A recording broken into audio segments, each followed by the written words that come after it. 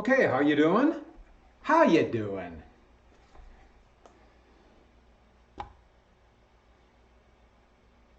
Where's my mouse?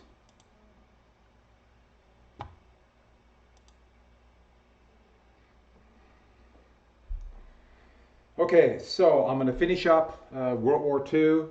This is crucial for the DBQ. And if you don't have this information, you will not do very well in your DBQ. I am going to grade this relatively hard.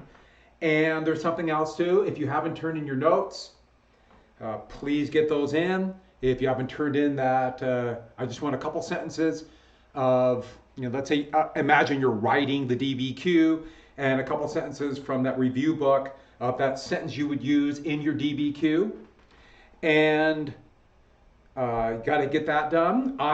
There's been some things with teams about not syncing up grades, so I have to go back through to the regular Power School grade book again and see if grades are there. And so I'm going to do that as soon as I get off here. And so I'm going to start putting in zeros for all the assignments that people have not turned in, just so you know. And I understand things are very difficult right now. I mean, this is so hard.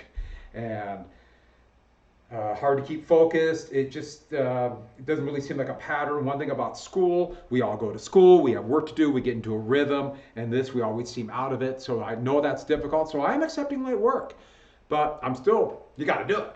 And so I'm going to go back and give you a zero. And I'm not going to go back and look and see if you turn things in. As soon as I give you a zero, it is your responsibility. So that's what I'm that's what I'm going to do. And so some of your grades are probably going to change. Hopefully most of you it won't change. And most of you are doing a great job. But there's a few I just haven't gotten stuff yet. And if you put things off, it's going to make it much more difficult in the future. So one more quick announcement on that review packet. As I said, you have to be through 1896 in that review packet. I'm going to dramatically decrease the stuff from 1896 to 1945. I'm going to make a separate sheet. And remember what I told you, I'm adapting as I go. So I'm going to make a different sheet that will be due. And on next Friday, my plan is I might do a few notes on the Cold War in the 50s and a few things because we still got to continue to teach American history. But I'm going to take some time. My plan is to do a meeting on Teams or open it up to everybody, and I will start going through the review packet. I'm either going to do that on Friday or Monday. I'll leave that open.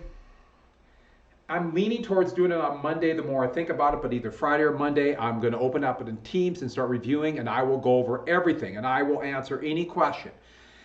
Now, one more quick thing. If somebody's having trouble making copies of the review packet, please either send me a message on Teams or email me, and I'll try to get back to you. There's so many emails. That's one thing about doing this through email, is I get all these emails, and some are from students, some are from administration, other teachers, parents, but I'd say 3/4 of them are from vendors trying to sell us stuff about teaching online, which most of it's garbage. And so I might miss things because this is it's hard to look through everything, and sometimes I miss something, or I see an email and think I'll get back to it, and I forget. Please let me know if there's something you need, and I will get back to you. Okay, so do I seem like it's really pointed up? I can't really tell. And so we got through the Pacific Campaign, Leyte Gulf, the hell of Okinawa, and don't forget kamikazes. The big thing about kamikaze is this desperation move was to try to force the United States to the peace table. Japan knew they had lost the war. They have lost the war. They are trying to figure out a way to get an honorable peace and keep the emperor. They want to avoid unconditional surrender because of the issues of Bushido.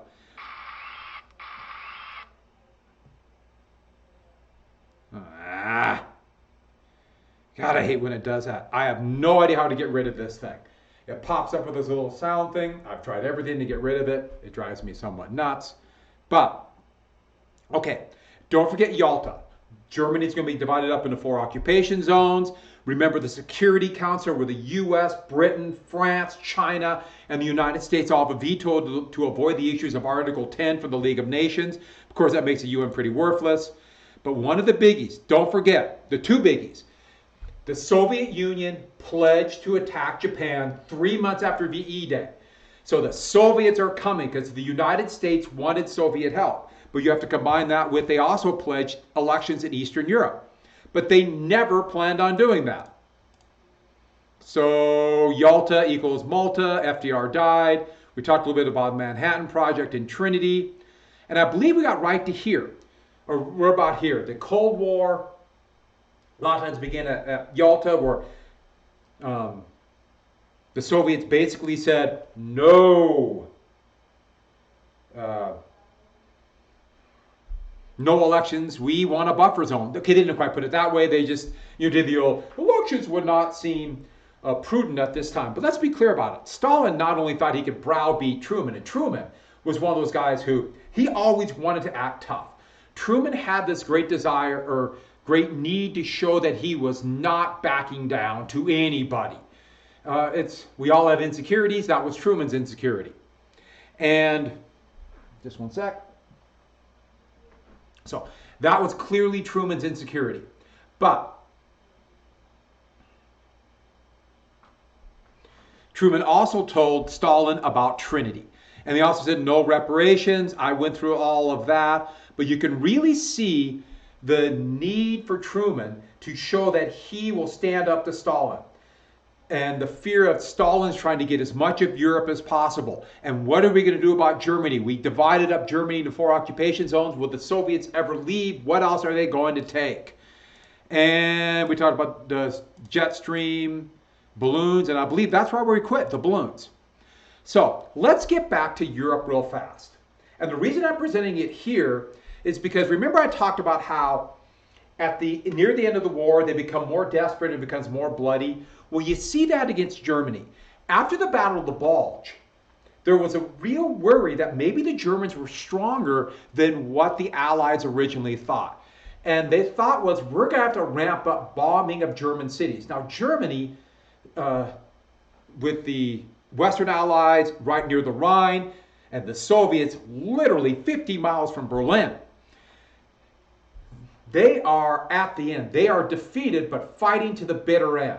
And the United States is going to, and Britain is going to try everything they can to end the war as quickly as possible.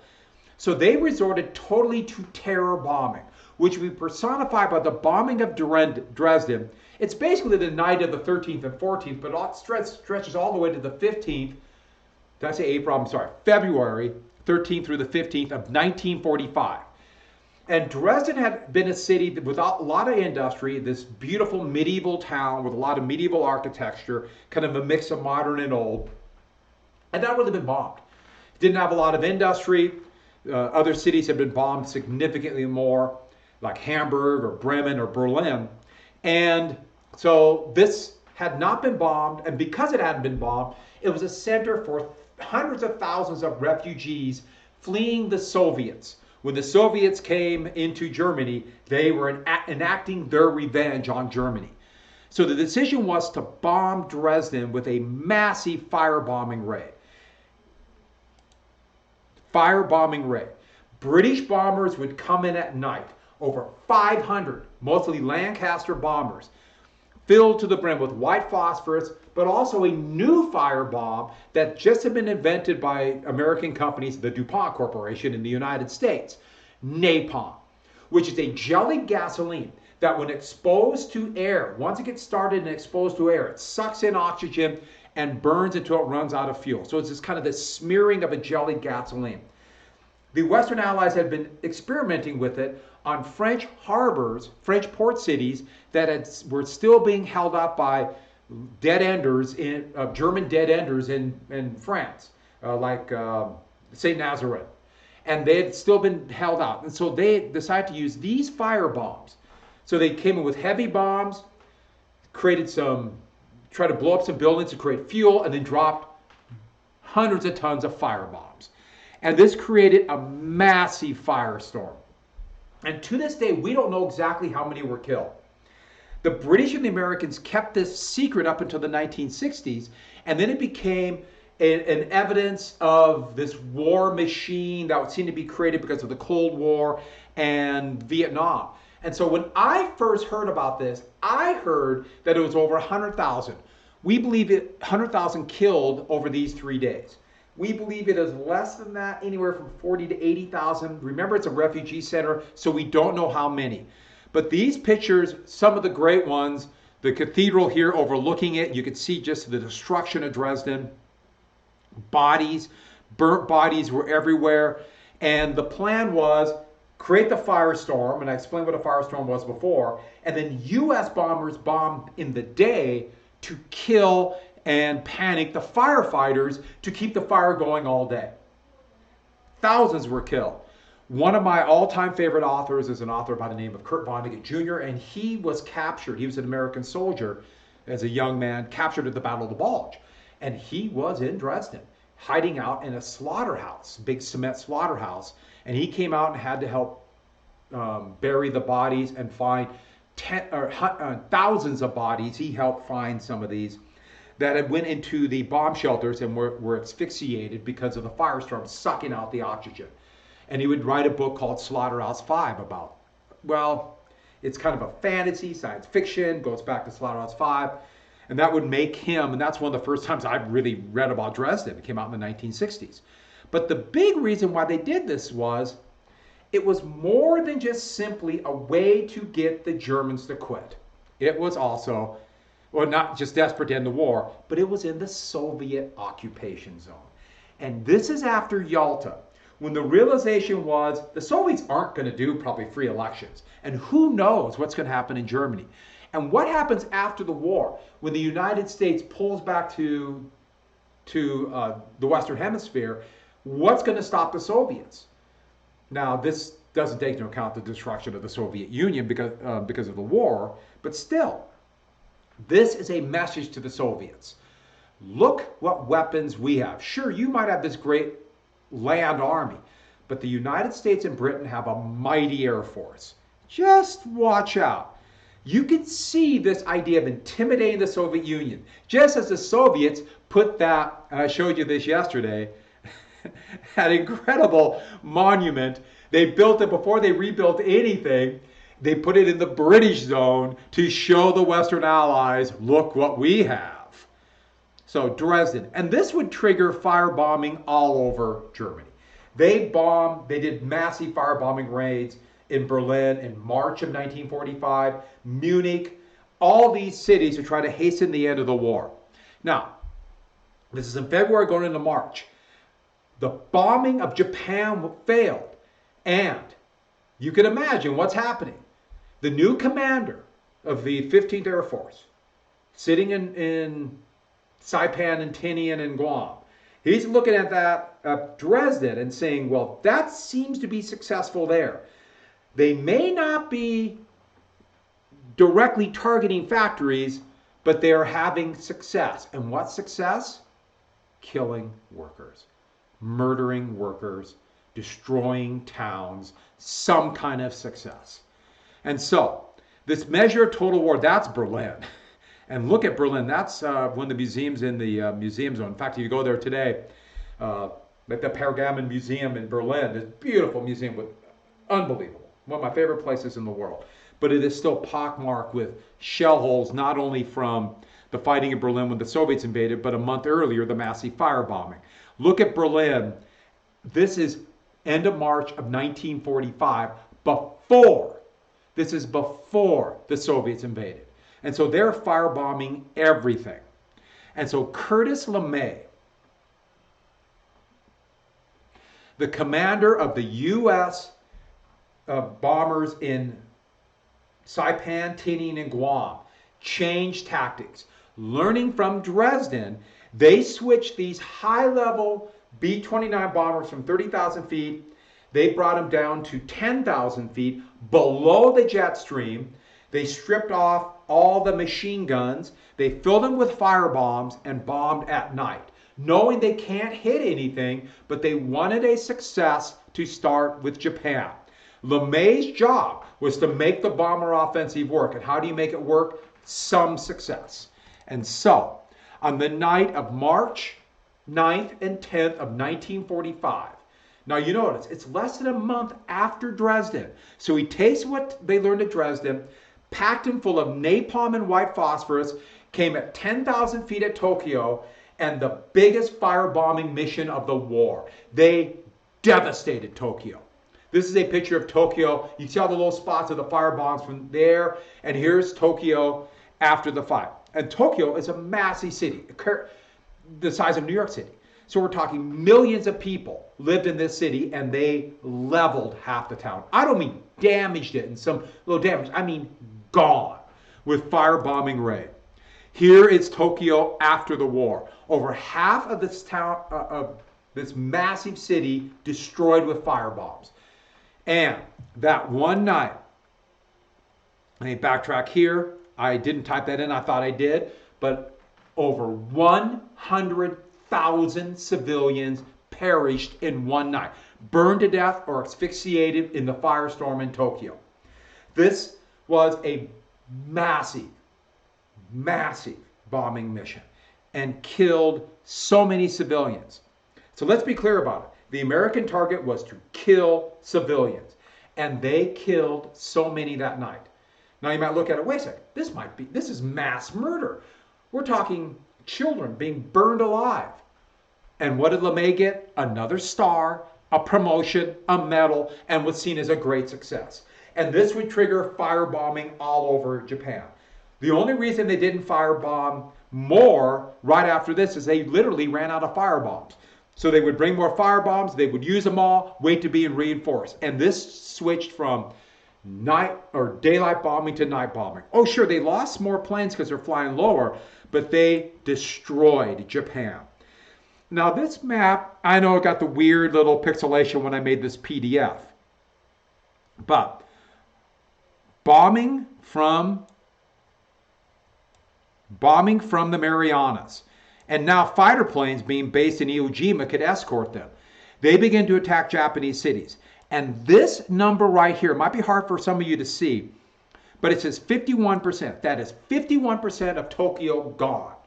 Here's Toyama, which they made fighter planes, 99% gone. The massive city of Nagoya, which is the size of Japan, 31% gone. Kobe, 56% gone. And all these numbers show the percentage of the town destroyed by firebombs. And we're talking hundreds of thousands killed, millions of casualties. This was the destruction of Japanese cities, one by one by one. They couldn't get the factories, but we're going to kill and terrify the workers. Total war. Here's another map that gives a comparison of towns where they're destroyed and the percent, or an equivalent American town. So like Osaka's like Chicago, 35% destroyed. Nagoya, 40% destroyed like Los Angeles. Butte's on here. Toyama, a relatively small industrial town, 48.3% gone like Butte. Tokyo or Yokohama, which is the harbor city of Tokyo, like the size of Cleveland, 57.6% destroyed. And so this gives you an idea of the destruction of Japanese cities one by one by one by one, all from March through the summer, March of 45 through the summer of 45. Here's another example. And, but while this is going on,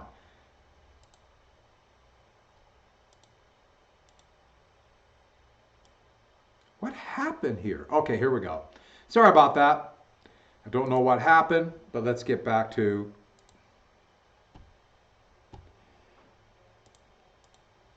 by the summer of 45 too, the United States submarine blockade was at its most effective, especially by 44 as it got bases closer to this vital region right here in the South China Sea. U.S. submarines started sinking Japanese merchant ships and tankers by the hundreds. And the silent service, as it was known as here, is hit them where it hurts. And it's implying that submarines are sinking aircraft carriers in this picture right here. No, what submarines did is they sank Japanese merchant ships. Remember, the whole reason Japan entered the war was to, or the start of this war, was for resources, specifically oil from the Dutch East Indies. And they cut them off right here. Submarines just destroyed the Japanese merchant fleet. And soon they are sinking ships here, all around Japan, to pretty much the Japanese merchant fleet is gone. They never developed the radar, sonar to deal with this threat. And by the summer, by August, Japan had 3 months of oil reserves left and 6 months of food reserves left. So I want you to get the idea of what's going on with Japan by the summer. Militarily, they are defeated. Their fleet is gone. Their air force is basically gone. Remember, they're resorted to kamikaze attacks because they can't train fighter pilots. They're out of oil and they're out of food. They are defeated and their cities are being leveled. So Japan is done, and everybody knows it. No, we don't know exactly 3 months. We know that after the fact, but we knew they were done. Submarines aren't talked about as much. They're not as glamorous as battleships or aircraft carriers or huge naval battles like the Philippine Sea or Leyte Gulf. But the submarines totally destroyed this. By the way, this is unrestricted submarine warfare. Remember, the United States entered World War I because of unrestricted submarine warfare, saying this is an abomination to civilization. And nobody was more successful in unrestricted submarine warfare than the United States, destroying civilian ships, mostly. So by the summer of 45, Japan, knowing they're defeated, and here is Allied bombing of Japanese ships, the remnants of their navy, right off the shore of Japan, and here are Japanese civilians. Look, this is a horrible picture of their town being destroyed by firebombing. That's in Tokyo. So Japan started sending peace feelers, and they went through the Soviet Union and Switzerland. They thought the Soviet Union was neutral. They'd signed a neutrality pact with the Soviet Union back in April of 1939. They didn't know about the Yalta, and Japan, the Soviets are coming in August. They didn't know. So the Soviets, they kind of sat on this, but the U.S. did find out about this. Stalin's thinking, what can I get in China? So they sent peace feelers, but the number one thing they wanted to keep was their emperor. So they had, the term was condition. Remember, they wanted to negotiate a peace. And by the summer of 45, they realized we're not going to keep anything we had. We're probably going to lose even Formosa, which they have held for 50 years, or parts of Korea.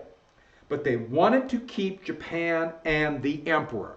That was a condition. Now, the Potsdam Declaration was sent in 45, and what the Potsdam Declaration said, Japan must surrender, unconditionally surrender, or face utter destruction. But they left a few openings with it. When they sent it, it said that we will negotiate the form of government Japan had. And everybody knew that was a way of the United States saying, it's not total surrender. Maybe you could keep the emperor. So they're already thinking about the emperor. But this is a crucial element about the emperor. Japan said they'll keep the emperor. They wanted the emperor and they're willing to quit fighting. You keep the emperor, we can save face. Would this have worked? We don't know, because it never happened this way. The Potsdam Declaration was issued and Japan sent it back. Basically sending it back with a, no, we're not going to look at this unless you acknowledge we can keep the emperor. It's very complex. But there was a mistranslation into the United States going into the end of July. Japan ignored it. That's not what Japan did. This was a translation error. But still, the Potsdam Declaration, Japan did not accept it because they wanted absolute proof that they could keep the emperor. And the Western allies, the United States, now with Truman as president, remember Truman is now the new president and he's stuck to FDR's idea of unconditional surrender. And so you're in this strange gray area. Japan is militarily defeated. They want to quit, but the U.S. is committed to unconditional surrender. And here's the biggie. Who's coming August 8th, 1945? The Soviets. The Soviets are coming. So here is the issue that Truman has. Do we end the war now? And that might mean conditions. Or do we wait 3 months till Japan unconditionally surrenders and we might get, this is what he was told, 9,700 additional American soldiers killed and probably 6 or 7 times that wounded. And remember, we're not even talking about the numbers of tens of thousands more Japanese killed because of firebombing and now being starved to death. What do we do? If we end it now and say you can keep the emperor, that's a condition. And it looks like we're backing down. But if we don't end it now, the Soviets are in the war. And what happens if we do actually have to invade? Now, the thought was in 3 months, Japan has got to quit. By December, they're going to be out of oil. They've got to quit. But what if we do have to invade? Plans were made to invade the southern island of Japan. And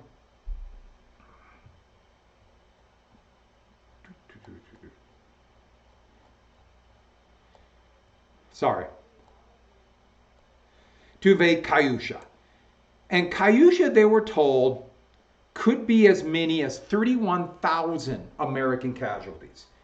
And Truman took 31,000 to, could be 1 million casualties. Do we invade? I don't know. Do we invade? Do we wait it out? And what if Japan doesn't quit by December? What do we do? And don't forget, the Soviets are coming. And here's something else.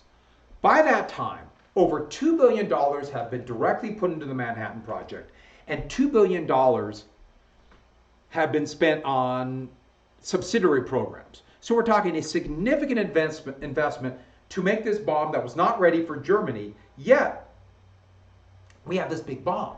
What do? Japan wants to quit. If we end the war now, what about the Soviets? What about all these people killed? And here's another big issue.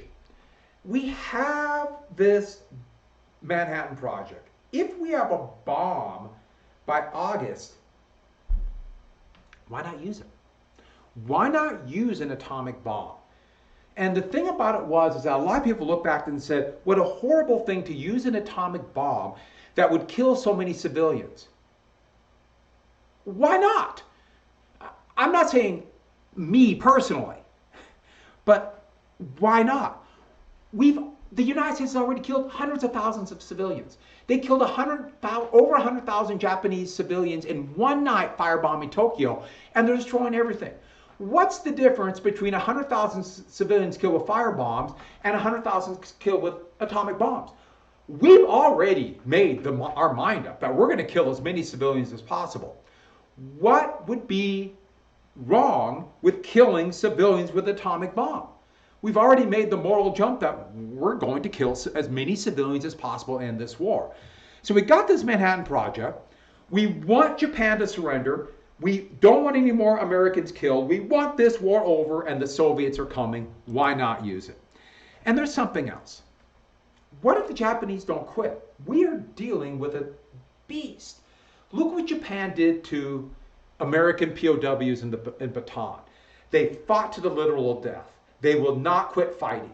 They convinced Japanese civilians on Saipan, or civilians on Saipan and Japanese civilians on Okinawa to commit suicide rather than quit and submit to the United States. These people are animals. They will not quit. How can we trust, even out of supplies, though, they will finally quit fighting? Even if we say we'll let them keep the emperor, will they quit? So look at that. POWs, the kamikazes, they'll fight to all the things I said. And also, there's a racial issue. This idea that it's a different race and they're not really human. Remember those horrible caricatures I showed you. All of these issues are coming out. So, we got to end the war. The Soviets, we want to quit. They're coming. It might be thousands more casualties. And if we have to invade, who knows how many. By the way, I should add, The invasion, Truman was told 31,000 casualties. He would exaggerate that to 1,000,000. No one ever suggested that they would actually have to invade. I'm not going to go into great detail about this, but Honshu, the major island. The thought was if they Kyushu, they would have to quit. American planes right there could bomb and destroy everything in Japan. But back to this now. So let's get to what about the Soviets? The United States had this fear of communism for so long. At Yalta, they promised free elections and didn't deliver. And we promised them an occupation zone in Germany. And now look at Eastern Europe. They are there and they're there to stay. They have these occupation zones. Are we going to have to give them occupation zones in Japan? And if they're Japan, Stalin might get the northern half of Japan. Who knows what else he'll ask for? He might ask for Manchuria. He might ask for big hunks of China as an occupation zone. How will we ever get them to leave? It looks like once Stalin takes a place, he won't leave. Stalin took Latvia, Lithuania, and Estonia in 1939 and 40, and it looks like he's going to stay. In 1939, they took the eastern half of Poland, and now they're annexing that into the Soviet Union. Stalin is a bloodthirsty killer. Can we trust him? Now, you notice how things have changed to Stalin is winning the war to Stalin cannot be trusted. I should add, Stalin cannot be trusted. But was the fear extraordinary? By the way, this is Truman, who bitterly hated Stalin. There's Clement Attlee right behind him. And then here's the thing they kept saying then, okay, Stalin does not respect Truman. Stalin really does not respect the United States and Britain. They think the United States and Britain really don't have the stomach for this kind of fighting. And let's figure out a way to get them to, and they literally said this, play ball in Berlin. If we want to make sure that the Soviets won't dominate the peace process, we have to make them respect the United States. And what's the best way to make them respect the Western allies in the United States? To show how ruthless the United States is. We destroyed Dresden, and there was no military purpose. We have no qualms with killing hundreds of thousands of Germans. As it turned out, about 40 to 80,000, but clearly we have no qualms. Japan is ready to surrender, and we're not afraid to use the atomic bomb to destroy rubble. We will destroy Japan.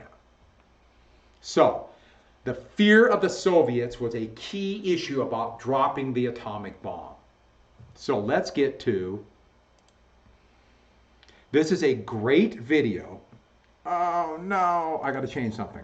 Everybody act like you're enjoying this. You get to watch me make sure that I have the Bluetooth on, because this is how I hear. So I gotta put on this.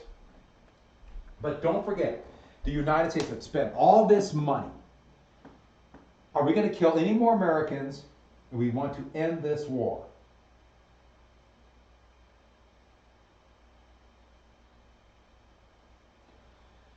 Okay, so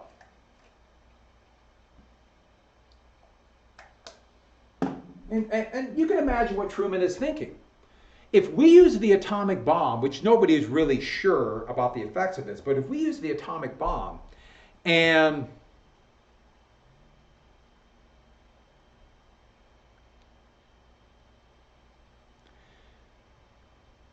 we kill Japanese civilians, to most Americans, they don't care, as long as their sons and husbands get to come home. So, we're going to watch a little bit of one of the great videos.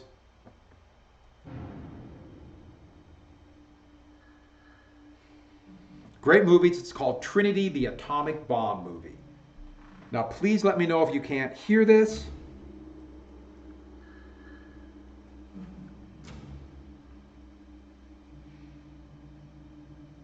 Yeah, it's kind of funny. Okay, Trinity is the code name for the first atomic bomb.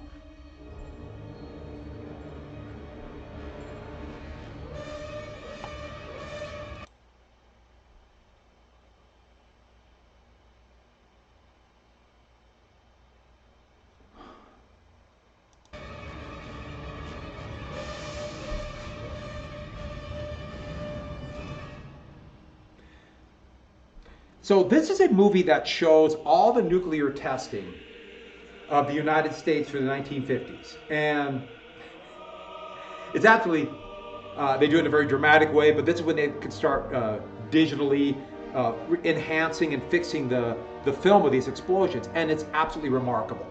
So this is the actual test site where the first atomic bomb was dropped. And here's the monument that shows it.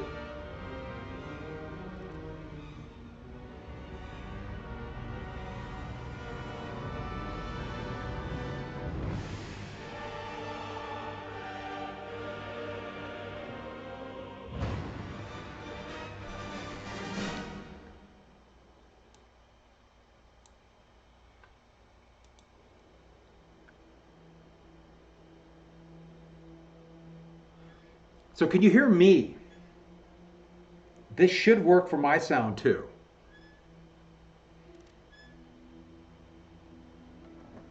May 1945. The hot New Mexico desert seemed far from the ravages of war in Europe. Can you hear me right now? Please let me know. Text someone. Someone says they can, someone says they can't.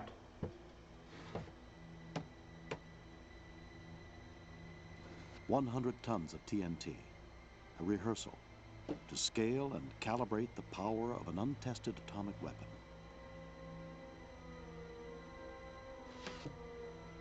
Good. 2 months from this day, man would unleash the destructive power of a demon locked within the very fabric of matter and plunge the world into the atomic age. So they're using this just TNT to get some idea of calibration, and I love this. These box TNT, look at the guy with the hammer. Don't do that at home. For the next 20 years, testing the power of the atomic bomb would hold So, the world you see that? by events shrouded in secrecy. So 100 tons or 0.1 kiloton. A massive explosion. Events set into motion 7 years earlier. Think about a B-29 bomber held about 15,000 pounds or 7.5 tons of bombs at the heaviest bombing. So this is propaganda film after the war to show the value of nuclear bombs. The Third Reich begins to flex its military muscle. Later that year, German scientists discover fission of the uranium nucleus, bringing the Third Reich one step closer to discovering the secret of the atomic bomb. Fear of German research stimulated activity in the United States and England. Fear that German scientists could produce weapons of great devastation. In the fall of 1939... Now, a couple things about that. First off, Germany was working on that, but remember what I told you, they were relatively anti-science. One more kind of funny thing about that scene they showed of German scientists, that was a jet engine. Dr. Albert Einstein wrote his now famous letter to President Roosevelt, explaining the urgency of work on uranium fission. It's 39. Roosevelt, a man of action, moved swiftly. Okay, about 2.5 advisory years. Committee on uranium was appointed. German forces invade Poland, plunging the nations of Europe into a Second World War. A new branch of the Army's Corps Manhattan of Project Engineers was established to administer work on military uses of uranium. Major General Leslie R. Groves, the man responsible for the Pentagon, engineer, was placed in charge of the project. On December 2nd, the first self-sustaining chain-reacting pile was successfully operated by Enrico Fermi. So that was at the University of Chicago. They did it under the football stadium, which University of Chicago's already got rid of the football, but this big cement stadium. And there was a real fear that this chain reaction might trigger a chain reaction that go right to the very core of the Earth and destroy the planet. But you know, they rolled the die. Fermi was Italian who fled fascism. One of the many ways that fascism and this authoritarian rule that didn't like science because it was a combination of Jewish, a lot of Jewish scientists, but also science isn't necessarily ideological. They want only ideological purity. Fermi's success brought intense efforts between government and the private sector. creating huge industries for uranium separation in the town of Oak Ridge, Tennessee. TVA. And for the production of plutonium in Hanford, Washington. Grand Coulee Dam. At the shores of the mighty Columbia River. Don't swim in the water. This tremendous effort forged the materials necessary for creating an atomic bomb. So the Tri-Cities plutonium. The first atomic bomb was assembled at Los Alamos, a secret laboratory in New Mexico. When Dr. J.R. Oppenheimer arrived to take charge, he began to surround himself with a galaxy of outstanding scientific stars. They literally had a yearbook. From Los Alamos came the bomb design and treatment of many theoretical problems. All by hand. Many questions Can you imagine? remain unanswered. And slide rules. What are the secrets of this new source of power and destruction? Knowledge and information on all aspects of this new weapon are essential and can only be discovered by further testing. Justifying testing. Now, this is Edward Teller. I think I fast forwarded through this. I did not fast forward through this. He's really hard to understand, but we're going to skip through this. Here's the first atomic bomb. The uranium gun weapon, or little boy bomb, was a simple design, and scientists were confident it would work without testing.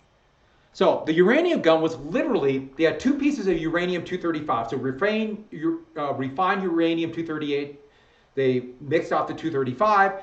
And what they had was they had one piece of uranium here, and they had literally a cannon with another piece. It was literally a cannon. That's why it's long and thin. And they fired, the detonation would be firing that cannon, which would fire the piece of uranium into the other one and create a chain reaction. It's a relatively primitive, unstable, can't be very big bomb. And that would be the first effort. That would be and they were pretty sure that would work. And that would be the first bomb dropped on Hiroshima.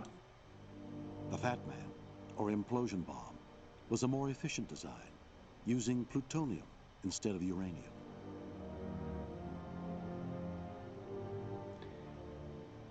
Inside the very center of the bomb was an initiator, Deuteronium, surrounded by a sphere of plutonium. This sphere was encased within a set of symmetrically located, high explosive... So, deuteronium in the middle, a ball of plutonium, which is made from the chain reaction of uranium, and then all these shaped charges that would explode at once, pushing that to the middle, creating a chain reaction. And I love the footage of this. This would become the basis of all atomic bombs afterwards. This Trinity explosion, or this first bomb, and they call it Trinity because that's the code name of the first time this was tested. Lenses, creating an implosion, which forced the plutonium into itself, attaining critical mass. I love this right here, and then lightning. So, here's the first test. The first test, that is Trinity, the code name Trinity, the first atomic bomb. And they weren't sure if this would work. They're also worried that the chain reaction the bomb might explode, cause a chain reaction in the atmosphere, and blow up the world. And a lot of the scientists were betting, making little bets about whether or not this would work. And the funny thing about this was they had regular soldiers guarding this. And they're like, how could you be making jokes about this without blow up the world?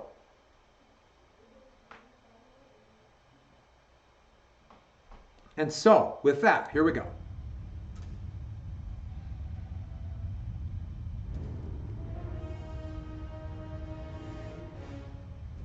The blast instantly raised temperatures to 10 million degrees, releasing a force of 1 million pounds of pressure, vaporizing the tower and all desert life within a half a mile. The intensity of light was sufficient to cause temporary blindness to an observer 10 miles away.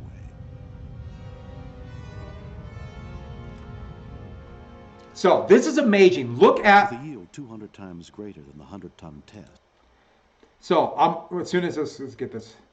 That's the crater for the 100-ton test, which is a huge amount of explosion. Look at the comparison. The fireball created a crater nearly 1/2 mile across and fused the desert sand into a green glass still containing traces of radioactivity 50 years later. So 21,000 tons of TNT. So V-Day, May 8th, 1945.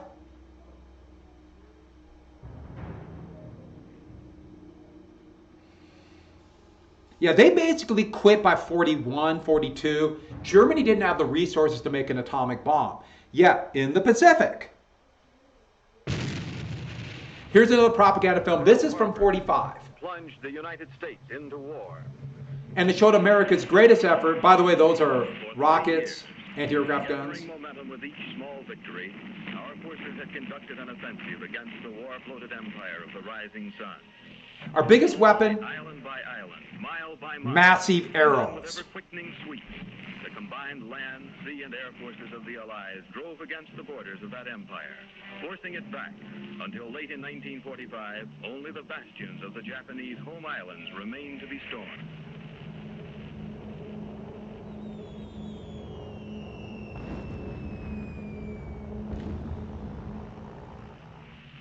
Ahead lay the greatest campaign of all, invasion of the Japanese homeland, and close-in, desperate fight.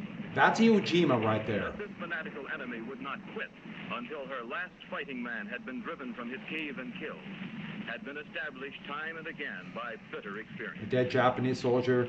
There's a dead Marine on Iwo Jima. So, Tinian Island, one squadron of B-29 bombers had been specially trained, very experienced bomber crew. They had flown in Europe too, to carry very heavy bombs and begin to work on drilling to drop the atomic bomb. Now, Hiroshima had basically not been firebombed at all. And so Hiroshima was saved. And actually, LeMay was furious. Why can't we bomb Hiroshima? But the reason it was saved was because they wanted to see what the atomic bomb could do. Because if after the atomic bomb is dropped, they want to go in and see, okay, this is the damage one bomb did. If they'd already firebombed it, they couldn't tell which did what. And so they weren't sure.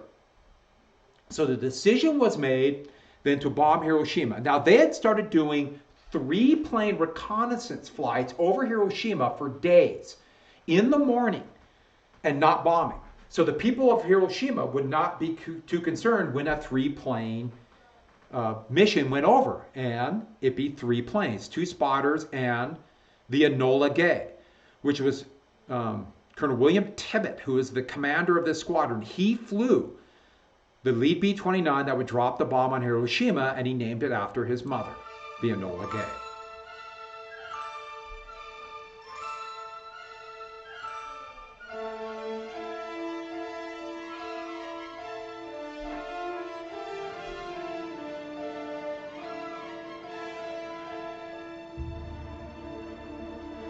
So, this is August 6, 1945. This is 2 days before Russia enters the war. That's Tibbetts. This is one of those 3-day plane missions.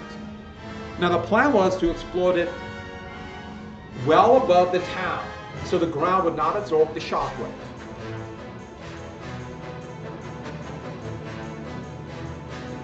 Now, the tail gun, you can see at the back of the plane, they had a camera there, so here's reconnaissance film, the explosion.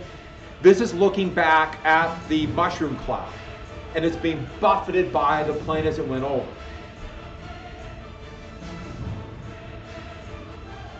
Now you notice this bomb is smaller, but Hiroshima is flat, and by exploding it above the city, the shock wave and then the fire spread very quickly over the flat city.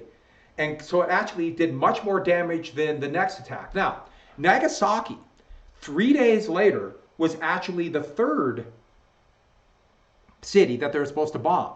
The plane carrying that bomb, Boxcar, B-O-C-K-'S, Boxcar, they actually flew over the first 2 cities, and it was cloudy. So Nagasaki was the 3rd target. It was hilly, not ideal for the bomb. And because of that, because it was a 3rd target, they triggered for detonation when it hit the ground. So the ground's going to absorb much of the explosion. So this is August 6th. 2 days later, the Soviets attacked. And then that's Fat Man. And you'll notice by looking at that plane, or that bomb, it's disconcerting that it's kind of yellowish orange. Don't you expect a bomb to be black? So this is the prototype of all atomic bombs afterward, the implosion bomb, the Trinity model. Now Nagasaki had been bombed a few times, another one, generic shot of 3 B-29s. But you notice the mountains around it, harbor town, industrial town.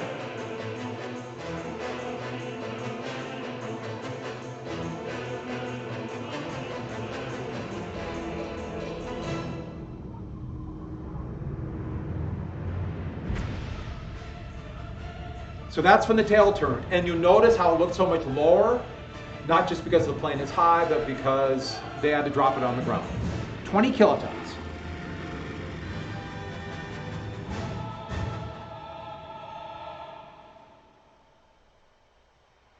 Six days later, Japan surrendered. Was it because of the atomic bomb? Maybe. Probably not.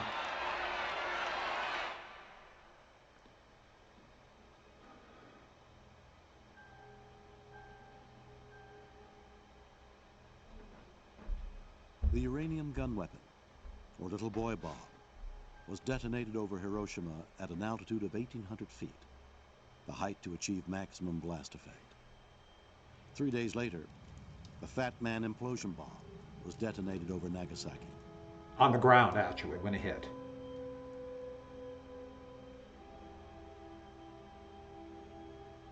In Hiroshima, 70,000 people were killed or listed as missing. Of its 90,000 buildings, over 60,000 were demolished.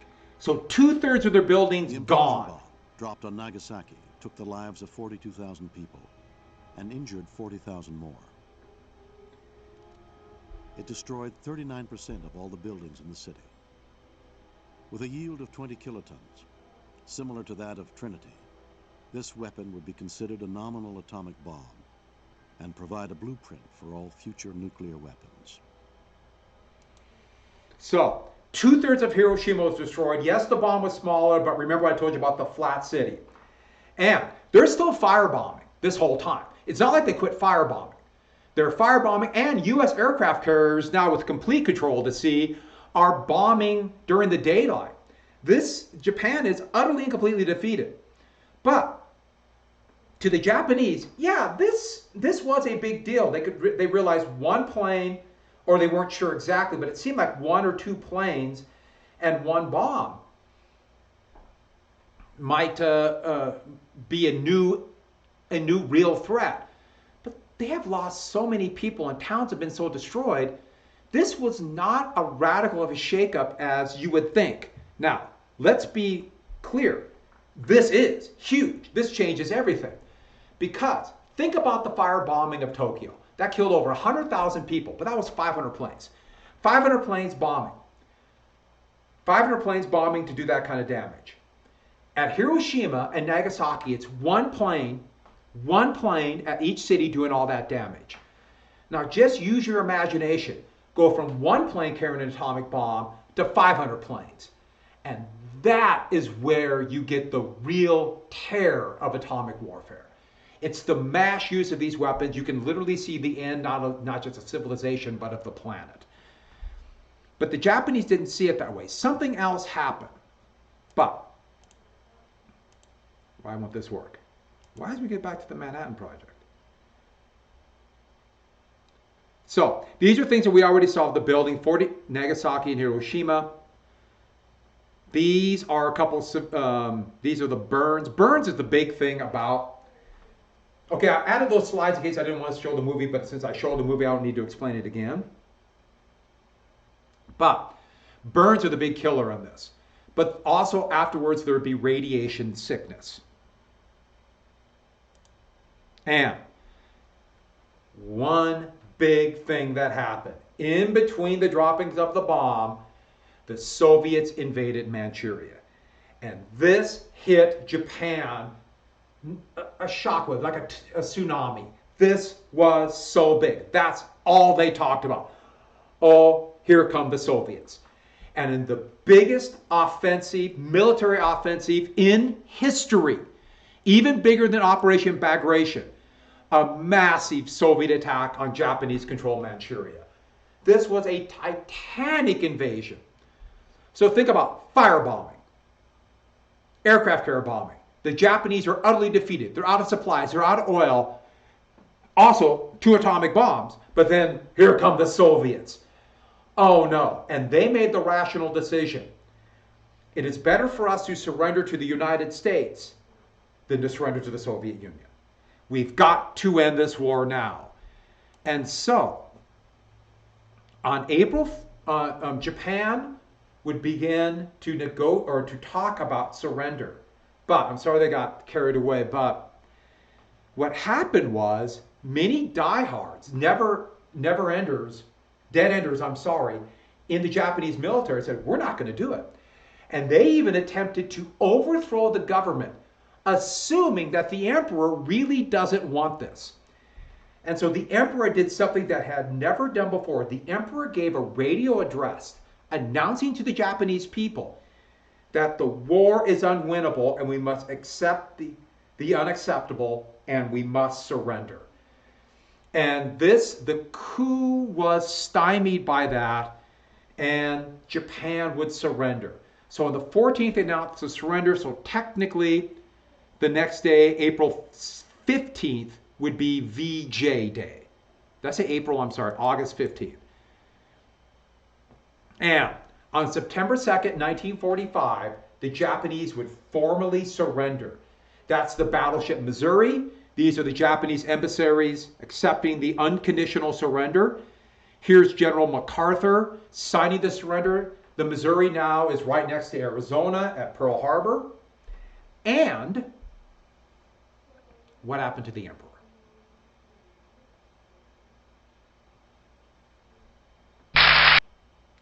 What happened to the emperor? Japan kept the emperor. Here's VJ Day and the war's over. That's one of the most famous pictures of a sailor randomly kissing a girl, and a Times photographer was right there. The celebration would be huge, and the war was over. But before we get to that, don't forget, Japan kept the emperor. The United States allowed Japan to keep an emperor. Remember, the condition was keeping the emperor. We're not going to do that, and yet we allowed it. Why? The threat of the Soviets. The Soviets were able to occupy Manchuria. They occupied the northern half of Korea, but they didn't get occupation zones in the mainland because Japan surrendered. Was it the atomic bombs? I don't know. Was it Russia, the Soviets? I don't know. It's a combination of many things. But World War II is over. It's hard to comprehend what happened after the war. These graphs show the number of just military deaths, and civilian deaths would even be more, of the Allied powers. And look at China. People forget what hell China went through. And these are World War II casualties. Sorry. The number of German. Here are the number of Soviet casualties. In fact, these are civilians, wounded, or civilian, military, German casualties in the Soviet Union. Look at the hell Poland went through. I just put this up to give you an idea of the scope of the battle. The United States had horrible casualties. Britain had horrible casualties, but nothing compared to what happened in Eastern Europe. And look at China. The hell that China went through. Here are civilian casualties in Japan, Chinese and Russian casualties. The numbers are hard to wrap your fingers around. Anywhere from 55 to 100 million people, millions died in World War II. The world would be devastated. And afterward, and millions of refugees after the war. In fact, they call them displaced persons. For example, Poles were run out of the area the Soviets took. All these areas that are now part of Poland, all the Germans were forced out into Germany here. In fact, I took a guided walking tour of Berlin, and her guide, her parents came from Poland. And what we have out of it is two countries that seem to be the strongest. The United States, because it was never actually attacked, and most of its competitors were destroyed. Economically, it was stronger than ever before, and the Soviet military machine.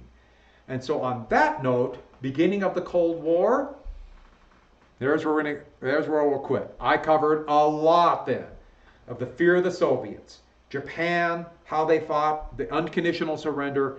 This should help you immensely with your DBQ. I am now done. I went a little bit longer than I wanted, but that's the way life is. And so, are there any questions? All right.